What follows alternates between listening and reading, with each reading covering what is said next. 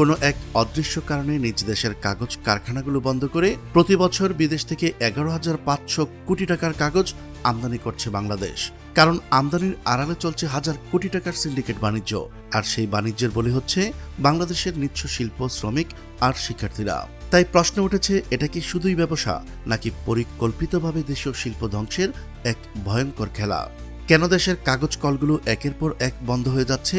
কেনই বা দেশের 25 লাখ শ্রমিকের পেটে লাথি মেরে বিদেশ থেকে কাগজ আমদানি? এইসব প্রশ্নের উত্তর খোঁজার চেষ্টা করব আজকের এই প্রতিবেদনে। চলুন শুরু করা যাক। তথ্য বলছে, বাংলাদেশের কাগজ শিল্পের বছরে প্রায় 16 লাখ টন কাগজ উৎপাদনের সক্ষমতা রয়েছে, অথচ গ্যাস সংকট আর এলসি জটিলতার অজুহাতে বন্ধ করে দেওয়া হয়েছে 12টি বড় এবং 47টি মাঝারি কাগজ কল। এতে সরাসরি ও পরোক্ষভাবে কর্মহীন হয়েছে প্রায় 25 লাখ শ্রমজীবী মানুষ। কিন্তু আশ্চর্যের বিষয় হলো, দেশীয় উৎপাদন বন্ধ থাকলেও গত বছর বিদেশ থেকে প্রায় $968 মিলিয়ন অর্থাৎ প্রায় 11,500 কোটি টাকার কাগজ আমদানি করা হয়েছে। অভিযোগ উঠেছে, একটি শক্তিশালী আমদানি সিন্ডিকেট ইচ্ছাকৃতভাবে দেশীয় কাগজ শিল্পকে ধ্বংস করছে। কারণ দেশের কারখানাগুলো চালু থাকলে বিদেশি কাগজ আমদানির কমিশন আর অবৈধ মুনাফার পথ বন্ধ হয়ে যাবে। আরও ভয়ঙ্কর অভিযোগ এসেছে বন্ড সুবিধা নিয়ে। কিছু অসাধু ব্যবসায়ী শুল্কমুক্ত কাগজ আমদানি করে তা শিল্প কারখানায় ব্যবহার না করে সরাসরি খোলা বাজারে বিক্রি করছে। ফলে দেশীয় কাগজ কলগুলো অসম প্রতিযোগিতায় পড়ে একের পর এক লোকসানে ডুবে যাচ্ছে।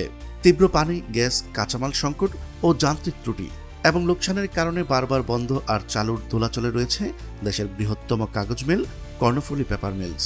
পুরনো যন্ত্রপাতি, অব্যবস্থাপনা এবং প্রতিযোগিতায় টিকতে না পারায় মিলটি দীর্ঘমেয়াদী সংকটে রয়েছে।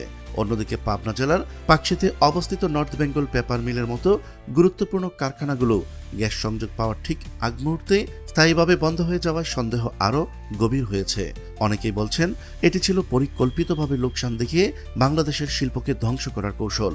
এই সংকটের সবচেয়ে বড় প্রভাব পড়েছে সাধারণ মানুষের জীবনে। কাগজের দাম বেড়ে গেছে 30 থেকে 40% পর্যন্ত। শিক্ষার্থীদের খাতা, বই, প্রিন্টিং খরচ এখন অনেক পরিবারের জন্য বাড়তি বোঝা হয়ে দাঁড়িয়েছে। তবে প্রধানমন্ত্রী ও বিএনপির চেয়ারম্যান তারেক রহমান বলেছেন, দেশে বন্ধ হয়ে যাওয়া কলকারখানাগুলো পুনরায় চালুর উদ্যোগ নেওয়া হয়েছে। পাশাপাশি দেশে বিদেশে কর্মসংস্থান সৃষ্টির জন্য কাজ করছে সরকার। সবশেষ পাওয়া তথ্য অনুযায়ী সরকার বন্ধ কলকারখানা পুনরায় চালু করতে প্রায় 20,000 কোটি টাকার তহবিল গঠন এবং পিপিপি মডেলের নতুন উদ্যোগ নেওয়ার কথা ভাবছে। কিন্তু প্রশ্ন একটাই, যারা নিজেদের লাভের জন্য দেশের শিল্পকে ধ্বংস করেছে, লাখো মানুষকে বেকার করেছে, শিক্ষার খরচ বাড়িয়েছে, তাদের বিরুদ্ধে কি দ্রুত বিচার হওয়া উচিত নয়? দেশের টাকা দেশেই থাকুক, দেশের শিল্প আবারও ঘুরে দাঁড়াক, আর মানুষ ফিরে পাক তাদের হারানো কর্মসংস্থান। এটাই এখন কোটি মানুষের প্রাণের দাবি।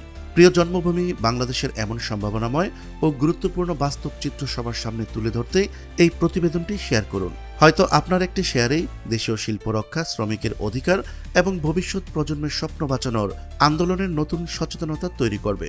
প্রিয় দর্শক, আজ এ পর্যন্তই।